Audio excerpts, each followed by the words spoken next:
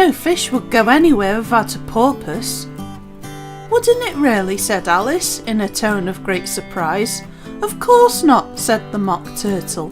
Why, if a fish came to me and told me he was going to go on a journey, I would say, with what purpose? Welcome to the Any Art Netty baking channel, and today I'm going to be making a fish pie, and hopefully it'll make you dance like these two ladies here.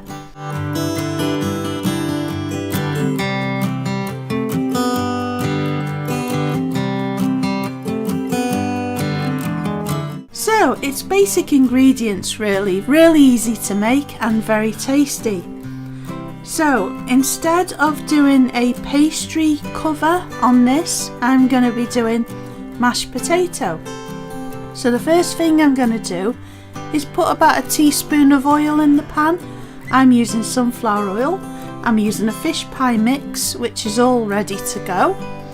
Some prawns as well.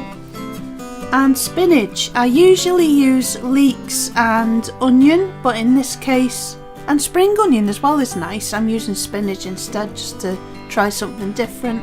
And I'm going to add a garlic and herb soft cheese alternative to add a bit of flavour. Now I've already peeled and cut up into quarters a kilogram of potatoes as the coating.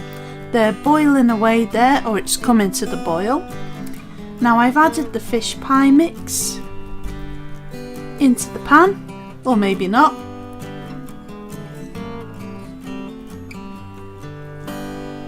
Or maybe not again. Now I decided to. I'll add the fish pie mix into the pan and we're going to fry that. Now this is one way you can cook it from frozen. It's perfectly fine. Now then, let's have a look at what we've got. I've got salmon in there, I've got smoked haddock and cod as well. There you go, there's a piece of cod. Now in some of them, beware, in these pie mixes they will have pollock in them. Say that very carefully, pollock in them. Now do make sure it's got cod, you know, don't make sure you're not ripped off on price there, or you can make it yourself from pieces of fish obviously, but it's so much easier and worked out cheaper to get the mix which is already done. Now you're going to cook that until it starts to become soft, and you can tell when that is, and I'll show you in the video. You can see the fish is starting to flake. Now sometimes what I'll do as well is I'll add peas, or if you want to be posh, petit pois into the pan as well. I'd use frozen because they are nice and sweet and they do maintain the nice bright green colour. You could also add sweet corn if you wanted to as well. At that stage I'd add onions, fresh onion, leek, spring onion, lots of lovely flavour in there. Potato wise, I would recommend King Edward's or good old Maris Pipers. Either of them will do. You're looking at a waxy potato. You just peel them and then put them. The smaller you cut them, the quicker they're gonna cook.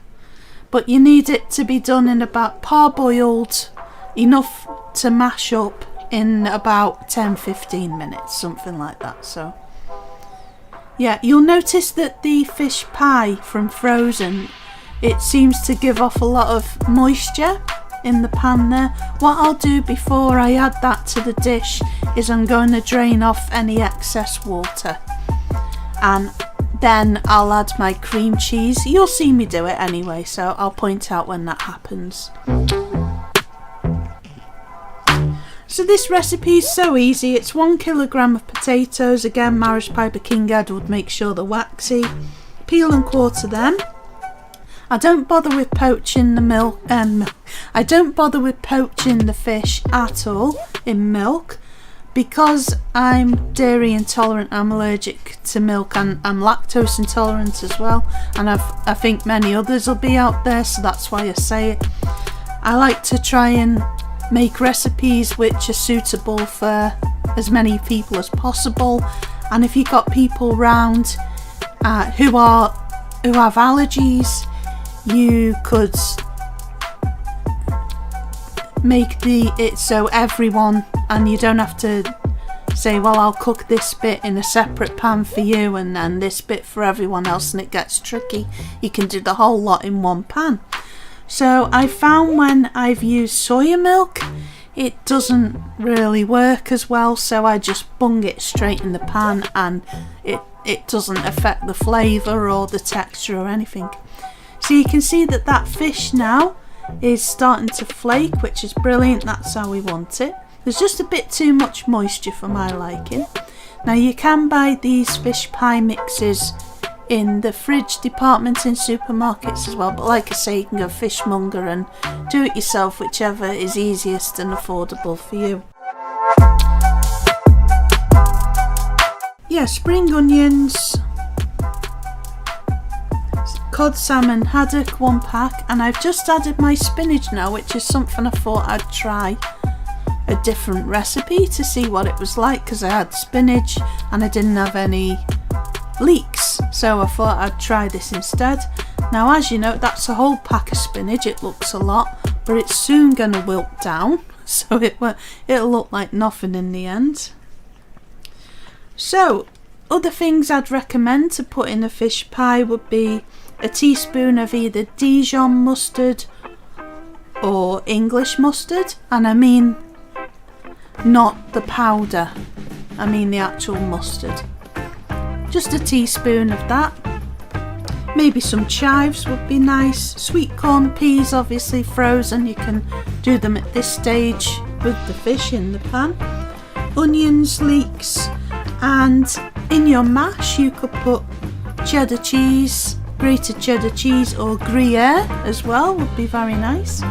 So I've drained off any excess moisture and I've put it into the bowl now, that fish pie mix, and I'm going to add the prawns in there. They're already cooked, but if you've got raw prawns, obviously you are going to cook them in the pan with the fish.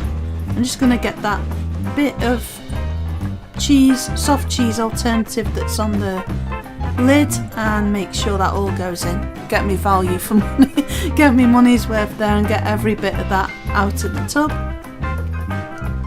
And we're going to add that into the fish pie mix. It just adds a lovely flavour, that does, I find, so that's what I do differently on this. Just make sure I get all my recycling right there, because this bit can be recycled, this bit can't. So I'm going to give that a good stir.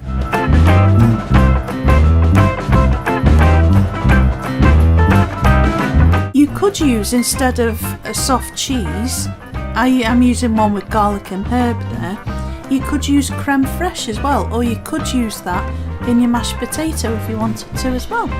Speaking of mashed potato, I'm going to make that now. Yeah, I think that's a really nice idea actually, to add cheddar cheese or a Gruyere and maybe some creme fraiche as well. Not much, just a little bit. So bearing in mind what I had available in the fridge, I've added a good generous knob of butter. You could add salt and pepper as well. I don't use that much salt. I try to keep it as little salt as possible unless it's absolutely necessary. I've added soya milk as well, but sometimes I do add a cream alternative to the mash as well. And just give that a good mash then.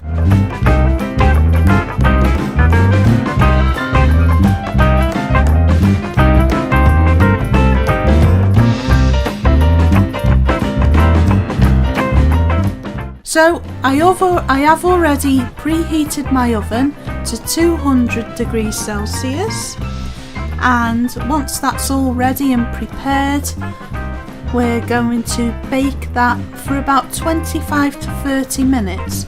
You'll know it's ready when the mash on the top of it has started to go a dark brown colour, and you can see some of the filling bubbling away out the sides of the mash.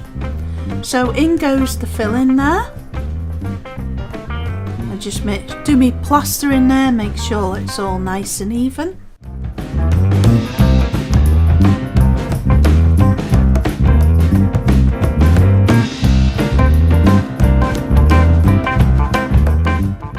And then I'm going to add my mash on the top of that.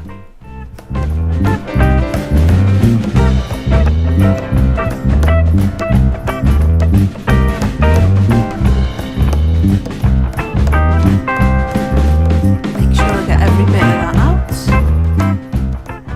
And then you can do a funky pattern on that if you want to. Mine's going to look like a ploughed field, and that does help in showing up when it's ready and when it's cooked, because you'll see it's got like, it starts to go golden brown and then it starts to go like a dark brown colour, and by then you know that it's ready.